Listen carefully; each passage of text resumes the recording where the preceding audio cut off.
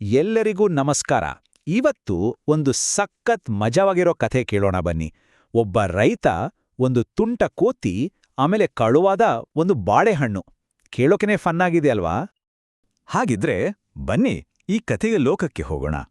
ಇಲ್ಲಿ ಮನುಷ್ಯರು, ಪ್ರಾಣಿಗಳು, ಪಕ್ಷಿಗಳು ಎಲ್ಲರೂ ಇದ್ದಾರೆ.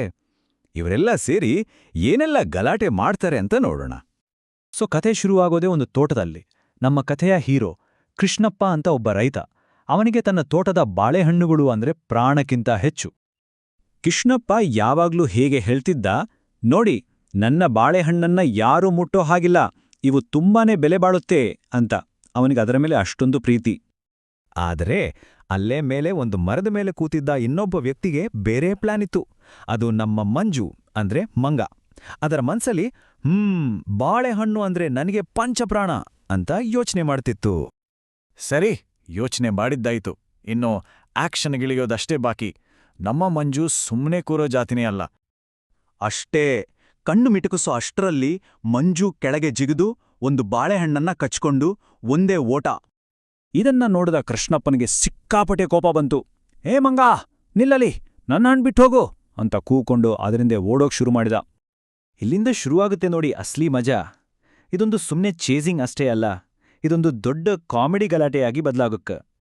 ಓಡ್ತಾ ಓಡ್ತಾ ಮಂಜುಗೆ ಒಂದ್ ಐಡಿಯಾ ಬಂತು. ತನ್ನ ಫ್ರೆಂಡ್ ಕಿಕ್ಕಿ ಅನ್ನೋ ಕಾಗೆಗೆ ಕೂಗಿ ಹೇಳಿತು, ಕಿಕ್ಕಿ, ಅಯ್ಯೋ, ಕೃಷ್ಣಪ್ಪ ನನ್ನ ಬೆನ್ನಟ್ಕೊಂಡ್ ಬರ್ತಿದ್ದಾನೆ, ಪ್ಲೀಸ್ ನನ್ನನ್ನ ಕಾಪಾಡು. ಸಹಾಯ ಕೇಳಿದ್ದಕ್ಕೆ ಕಿಕ್ಕಿ ಹತ್ರ ಒಂದು ಭರ್ಜರಿ ಐಡಿಯಾನೇ ಇತ್ತು. ಅದು ಹೇಳಿತು, ಸರಿ ಸರಿ, ಹೆದರುಬೇಡ, ನಾನವನ್ ಮೇಲೆ ಒಂದು ಬರ್ಡ್ ಬಾಂಬ್ ಹಾಕ್ತೀನಿ, ನೋಡ್ತಿರೋ ಅಂತ. ಹೇಳಿದ ಹಾಗೆ ಕಿಕ್ಕಿ ಮಾಡೇ ಬಿಡ್ತು. ಅದು ಹಾರ್ಕೊಂಡು ಹೋಗಿ ಸರಿಯಾಗಿ ಕೃಷ್ಣಪ್ಪನ ತಲೆ ಮೇಲೆ ಒಂದು ಚಿಕ್ಕ ಬಾಂಬ್ ಹಾಕಿಬಿಡ್ತು. ಪಾಪ ಕೃಷ್ಣಪ್ಪ. ಇಲ್ಲಿ ನೋಡಿ ಮಜಾ ಇರೋದು. ಸಾಮಾನ್ಯವಾಗಿ ಇಂಥ ಟೈಮಲ್ಲಿ ಕೋಪ ಜಾಸ್ತಿ ಆಗ್ಬೇಕಿತ್ತು ಅಲ್ವಾ? ಆದ್ರೆ ಕೃಷ್ಣಪ್ಪನಿಗೆ ಶಾಕ್ ಆಗೋಯ್ತು. ಅವನು, ಅಬ್ಬಬ್ಬಾ, ಇವತ್ತು ಅದೃಷ್ಟದ ದಿನವೋ ಏನೋ ಅಂತ ತಮಾಷೆಯಾಗಿ ಅಂದುಕೊಂಡ. ಸರಿ, ಈಗ ಕಥೆಯ ಟರ್ನಿಂಗ್ ಪಾಯಿಂಟ್ಗೆ ಬಂದಿದ್ದೀವಿ. ಈ ಚೇಸಿಂಗ್ ಸಂಪೂರ್ಣವಾಗಿ ನಿಂತು ಏನೋ ಬೇರೆಯೇ ಆಗಿ ಬದಲಾಗುತ್ತೆ. ಸರಿಯಾಗಿ ಅದೇ ಟೈಮಲ್ಲಿ ಸೀನ್ಗೆ ಇನ್ನೊಂದು ಎಂಟ್ರಿ ಆಯಿತು. ಒಂದು ನಾಯಿ ಬಂದು ಮಂಗನ ಹಿಂದೆ ಓಡೋಕೆ ಶುರು ಮಾಡ್ತು. ಅದರಿಂದ ತಪ್ಪಿಸ್ಕೊಳ್ಳೋಕೆ ಮಂಜು ಕೈಯಲ್ಲಿದ್ದ ಬಾಳೆಹಣ್ಣನ್ನ ಎಸೆದ್ರೆ ಅದು ಹೋಗಿ ನೇರವಾಗಿ ನಾಯಿಯ ಮೂಗಿಗೆ ಬಡಿಯಿತು. ಬಾಳೆಹಣ್ಣು ಬಡಿದ ತಕ್ಷಣ ಆ ನಾಯಿ, ಅಯ್ಯಯ್ಯೋ, ನನ್ನ ಮೂಗು ಪೂರ್ತಿ ಬಾಳೆಹಣ್ಣಿನ ವಾಸನೆ ಬರ್ತಿದೆ ಅಂತ ಅಳೋಕೆ ಶುರು ಮಾಡ್ತು. ಇದು ಇಡೀ ಸೀನನ್ನೇ ಇನ್ನಷ್ಟು ಕಾಮಿಡಿ ಮಾಡ್ತು. ಈ ಎಲ್ಲ ಗಲಾಟೆ ನೋಡಿದ್ರೆ ಯಾರಿಗಾದ್ರೂ ನಗ್ಬರುತ್ತೆ. ಕಾಗೆ ಮಾಡಿದ್ದು, ಕೋತಿ ಓಡಿದ್ದು, ನಾಯಿಯ ಬಾಳೆಹಣ್ಣಿನ ಮೂಗು, ಇದನ್ನೆಲ್ಲ ನೋಡಿ ಕೃಷ್ಣಪ್ಪನಿಗೆ ತನ್ನ ಕೋಪವನ್ನೇ ಮರೆತು ಜೋರಾಗಿ ನಗೋದಕ್ಕೆ ಶುರು ಮಾಡ್ದ. ನೋಡಿ, ಒಂದು ನಗು ಪರಿಸ್ಥಿತಿಯನ್ನೇ ಹೇಗೆ ಬದಲಾಯಿಸ್ತು ಅಂತ. ಕೃಷ್ಣಪ್ಪನ ದೃಷ್ಟಿಕೋನನೇ ಚೇಂಜ್ ಆಯ್ತು.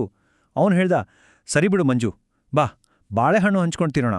ಆದ್ರೆ ನೆನ್ಪಿಟ್ಕೋ, ಇನ್ನೊಂದ್ಸಲ ಕದಿಯೋ ಬದಲು ಬಂದು ಕೇಳು, ನಾನೇ ಕೊಡ್ತೀನಿ ಅಂತ. ಎಷ್ಟು ಸರಳವಾದ, ತಮಾಷೆಯಾದ ಕಥೆ ಅಲ್ವಾ?